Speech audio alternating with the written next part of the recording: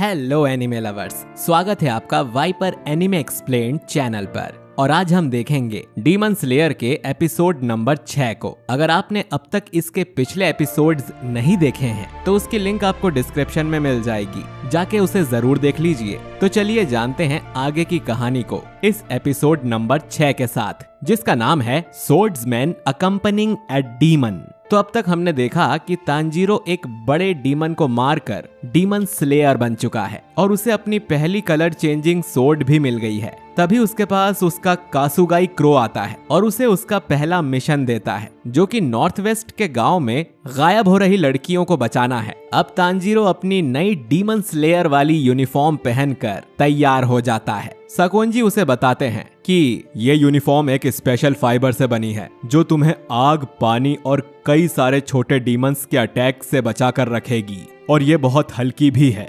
साकोंजी आगे बताते हैं कि तुम्हारी तलवार ब्लैक कलर की बन गई है, जो कि बहुत कम देखने को मिलता है, मगर मैंने सुना है कि काले कलर की तलवार को अपशगुन माना जाता है। तांजीरो शॉक हो जाता है और पूछता है इसका क्या मतलब है। साकोंजी कहते हैं कि इस कलर की तलवार को चलाने वाले लोगों के ज्यादा आगे बढ़ने के चांसेस बहुत कम होते हैं। पर इस बात से तांजीरो को जरा भी फर्क नहीं पड़ता है, क्योंकि उसका लक्ष्य बस नेजुको को वापस इंसान बनाना होता है और इसीलिए वो इतनी मेहनत कर रहा है। नेजुको भी उस टाइम तांजीरो को अपने ब्लैंकेट के अंदर से छिपकर देख रही होती है। अब साकोंजी तांजीरो को एक बॉक्स देते हैं ताकि वो उसमें नेजुको को बैठाकर घूम सके। वो बताते हैं कि उसे उन्होंने बहुत हल्की लकड़ियों से बनाया है, तो तांजीरो को ये भारी नहीं लगेगा, और उसे उन्होंने एक मजबूत लोहे से जोड़ा है जिससे वो आसानी से टूटेगा भी नहीं। तांजीरो बॉक्स उठाता है और देखता है कि वो सच में बहुत ही हल्का है। फिर वो नेजुको के पास जाकर उसे बॉक्स में आ जाने को कहता है। पहले तो नेजुको उसमें जाने से घबराती है, पर जब तांजीरो उसका इंतजार करता है तो वो बॉक्स में आ जाती है और अगली सुबह दोनों अपने नॉर्थ वेस्ट के सफर पर निकल जाते हैं और साकोंजी भी उन्हें खुशी से अलविदा कह देता है। रास्ते में तांजीरो नेजुको से पूछता है कि तुम कैसी हो,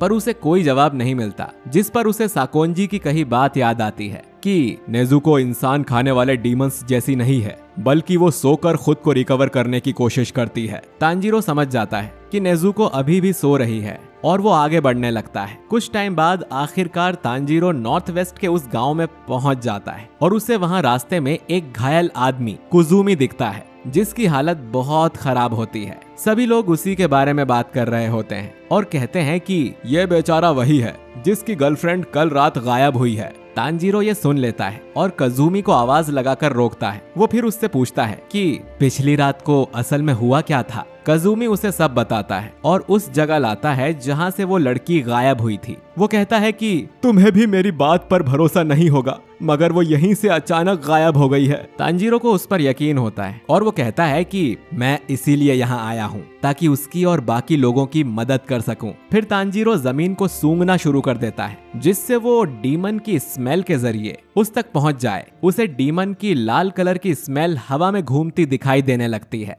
मगर वो स्मेल बहुत हल्की होती है। वहीं कजुमी सोचता है कि ये बच्चा कौन है और क्या कर रहा है। कजुमी को फिर याद आता है कि कैसे उसकी गर्लफ्रेंड के डैड ने उसे इतना मारा था, क्योंकि उसकी वजह से उनकी बेटी गायब हो गई थी। उसी की वजह से उसे अभी इतनी चोट लगी है। अब तांजीरो उस स्मेल का पीछा करते करते पूरे शहर में घूमने लग जाता है और कजुमी भी उसके साथ आता है। शहर के सभी लोग भी उन्हें ही देखते रहते हैं। ऐसा करते करते शाम हो जाती है और कजुमी कहता है कि वो डीमन खतरनाक है, पर तांजीरो बताता है कि मैं ये बात जानता हूँ और उसे रोकने ही यहाँ आया हूँ। कुछ ही टाइम में रात हो जाती है और कजुमी अब वापस लौट जाने को बोलता है, पर तांजीरो मना कर देता है और कहता है कि हमें डीमन को अभी ही ढूंढना पड़ेगा, क्योंकि वो रात के टाइम ही बाहर निकलता है। मैं डीमन को फील कर पा रहा हूँ और डीमन यहीं आसपास ही कहीं पर है। तांजीरो की ये बात सुनकर कजुमी को लगने लगता है कि ये शायद डीमन स्लेयर है, मगर वो उससे पूछने में घबराता है। तभी शहर के एक घर में एक मॉम अपनी बेटी से कहती है कि रात हो चुकी है, तो वो बिल्कुल भी घर से बाहर ना जाए। वो लड़की अपने कमरे में सोने के लिए जाने लगती है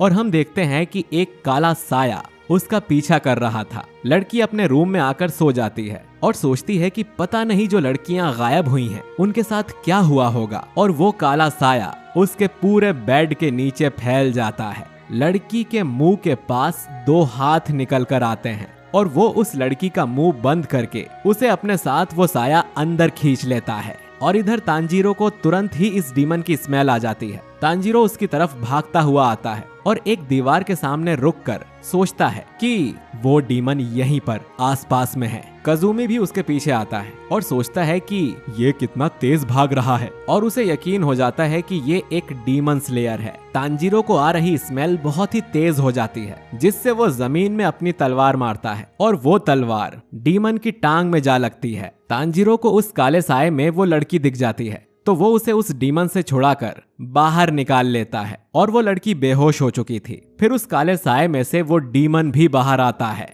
और तांजीरो को देखकर बहुत ही गुस्से से अपने दांत घीसने लगता है। तांजीरो की तलवार से उसे चोट लगी होती है जो वापस ठीक हो जाती है और वो डीमन वापस जमीन में चला जाता है। कजूमी पूछता है कि ये क्या चीज है, जिस पर तांजीरो कजूमी से उस लड़की को पकड़ने को बोलता है और कहता है कि तुम दोनों मेरे पास ही रहना ताकि मैं तुम्हें बचा सकूं। फिर वो डीमन को ढूंढने आगे बढ़ने लगता है। वो सोचता है कि अगर ये डीमन हवा में से भी निकल कर आ जाए तो उसे अजीब नहीं लगेगा और साफ पता चल रहा है कि ये डीमन ब्लड डीमन आर्ट का यूज कर रहा है। इसके बाद तांजीरो को फिर से डीमन की स्मेल आती है, लेकिन जमीन में से एक नहीं, दो नहीं, बल्कि तीन डीमंस अपने हाथ बाहर निकालकर तांजीरो को पकड़ने की कोशिश करने लगते हैं। तांजीरो घबराकर जंप करता है। फिर हमें एक फ्लैशबैक दिखाया जाता है जिसमें सकोंजी ने तांजीरो को बताया था कि सिर्फ एक डीमन है जिसके ब्लड से कोई भी इंसान डीमन में बदल सकता है, बल्कि ये पहला इंसान है जो डीमन में बदला था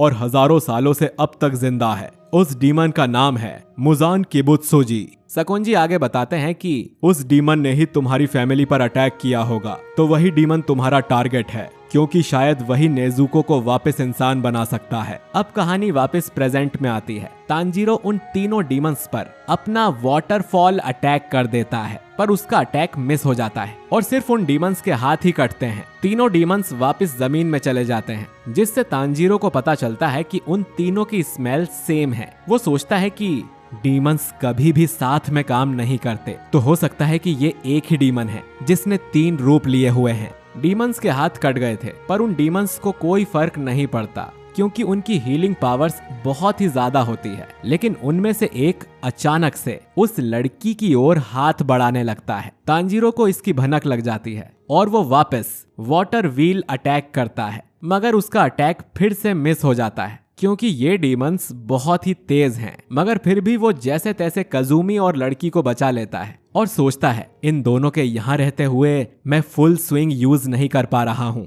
साथ ही तांजीरो इन डीमन से पूछना चाहता था कि मुजान नाम का डीमन उसे कहाँ मिलेगा या वो नेजुको को वापस इंसान कैसे बना सकता है। तभी 3 में से एक डीमन निकलकर बाहर आता है और तांजीरो पर चिल्लाना शुरू कर देता है। वो कहता है कि तुम इस लड़की को यहीं छोड़कर चले जाओ क्योंकि यह लड़की 16 साल की हो चुकी है और हर सेकंड बढ़ते बढ़ते इसका टेस्ट कम हो रहा है और जल्दी ही कुछ नहीं बचेगा।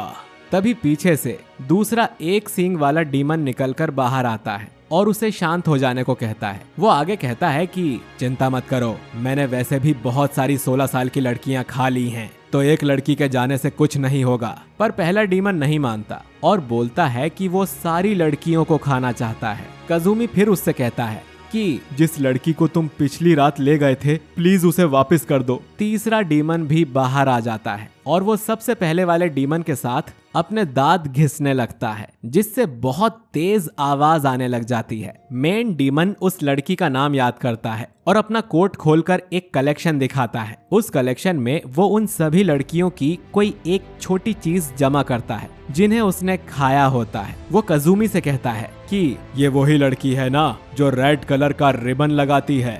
कजूमी देखता है कि डीमन के कोट पर उसकी गर्लफ्रेंड का रिबन है, मतलब उसने उसे खा लिया है और कजूमी ये देखकर रोना शुरू कर देता है। डीमंस वापस जमीन में चले जाते हैं और दोबारा मिलकर तांजीरो पर अटैक करना शुरू कर देते हैं और तांजीरो अब भी उन पर ठीक से हमला नहीं कर पाता है और बस बचने की कोशिश करता रहता है। एक डीमन फिर तांजीरो के बिल्कुल नजदीक आ ही गया होता है कि तभी अचानक नेजुको बाहर निकलकर उस डीमन पर एक किक मारती है।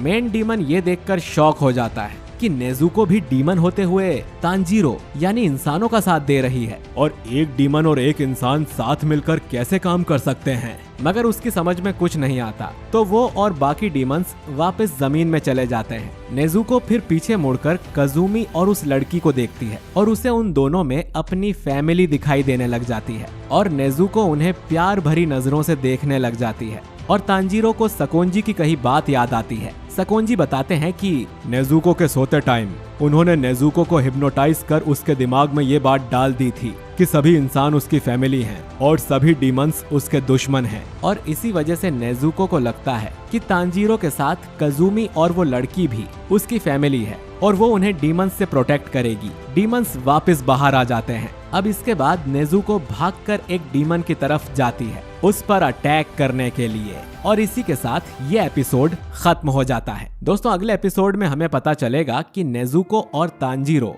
मिलकर इन तीनों डीमंस को हरा पाते हैं या नहीं, और क्या तांजीरो मुजान को खोज पाएगा। ये सब जानने के लिए अगला एपिसोड बिल्कुल भी मिस मत करिएगा। तो दोस्तों, अगर आपको ये वीडियो पसंद आया है तो इसे लाइक करिए, दोस्तों के साथ शेयर करिए, और साथ ही कमेंट करके बताइए कि आपको ये एपिसोड कैसा लगा। अगले एपिसोड के लिए हमारे चैनल वाइपर एनिमे एक्सप्लेन्ड को सब्सक्राइब करके बेल आइकन जरूर दबाइएगा। बाकी मैं मिलता हूँ आपसे बहुत ही जल्द एपिसोड नंबर 7 के साथ। शुक्रिया।